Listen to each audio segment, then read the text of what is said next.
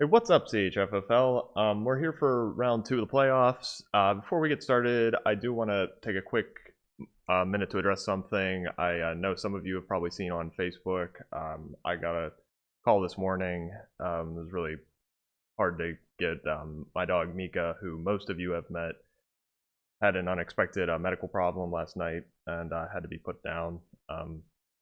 I just I thought about whether or not I should say something, but since it's out there, I just wanted to say in case I'm a little bit off today.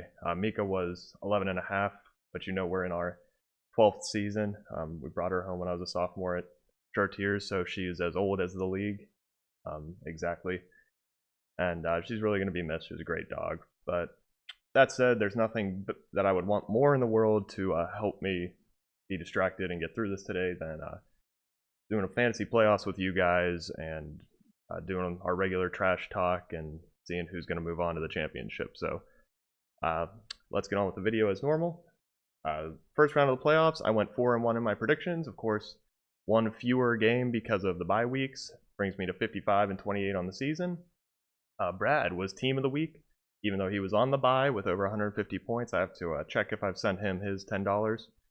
And Mark and I both won our first round games to move on to the second round.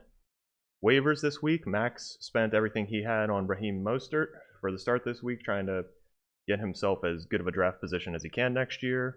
Brad spent $18 on DeAndre Washington after missing on Mostert, but with what's his name, Jacobs on Oakland questionable for the day, I don't think Brad's going to be able to start Washington. Moving into our matchups, we'll start at the losers bracket and work our way up like last week. First, we have Captain Phillips versus Buzzed Lightyear.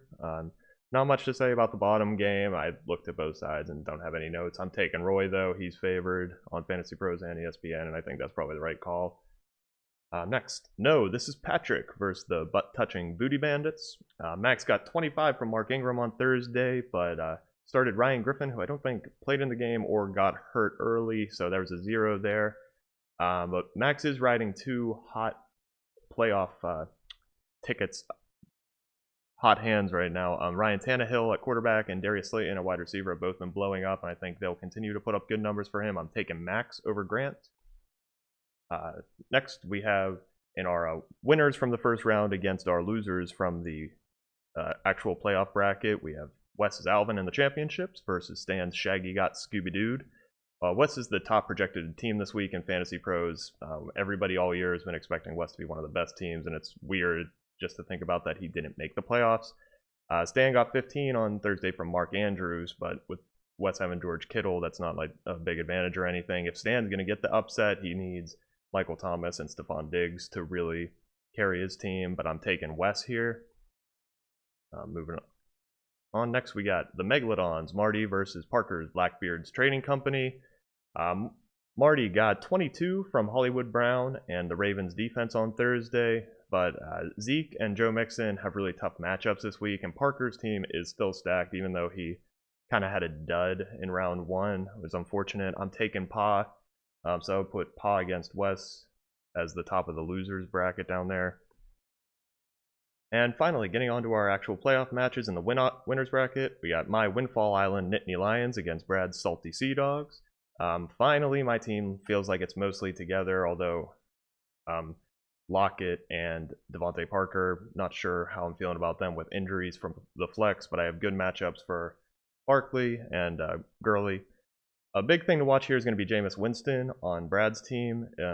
He could put up 40 points any week or -2. What's it going to be? Is it going to be somewhere in the middle? Sony Michel, also a big question mark. People really losing confidence in Sony as his numbers are bad and New England's getting him fewer carries. Against Cincinnati this week, though, I could see them trying to get him heating up for the playoffs and giving him a lot of looks in the red zone. And the other storyline here is that it's Brad's tight ends. Zach Ertz and Travis Kelce might be the top 2 tight ends in the league. Against, I have a slight advantage at most of the other positions, so we'll see what happens there. I am taking myself this week, even though I've been betting against myself almost every week. It just, I don't know. I finally am looking at my team on paper and liking it for the first time in a while. Finally, Mark, Lola gives me a chub versus Swan's Hillwood Football Heads.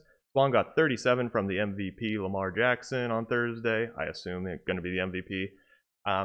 big question here is, can Swan's free agent pickup Tyler Higbee hang with Marc's trade acquisition, Darren Waller at tight end? It looks like an advantage for Marc there, but Higbee has been really solid. Swan, although he has the quick lead, Melvin Gordon and Christian McCaffrey have tough matchups this week. And another fun thing here is that Marc is starting the Packers defense while Swan is starting the Bears defense, and they're going head to head. The Packers thought to be the better pick there because the Bears offense has been weak this year, but they've been kind of doing better the past few weeks while Mitch Trubisky has been figuring his stuff out. I'm taking Swan mostly because of the 37-point lead from Jackson, but I could see this game being really close down to the wire. So thanks for watching, and we'll see. We'll catch up after this, hopefully when I'm doing a little better. But best of luck this week.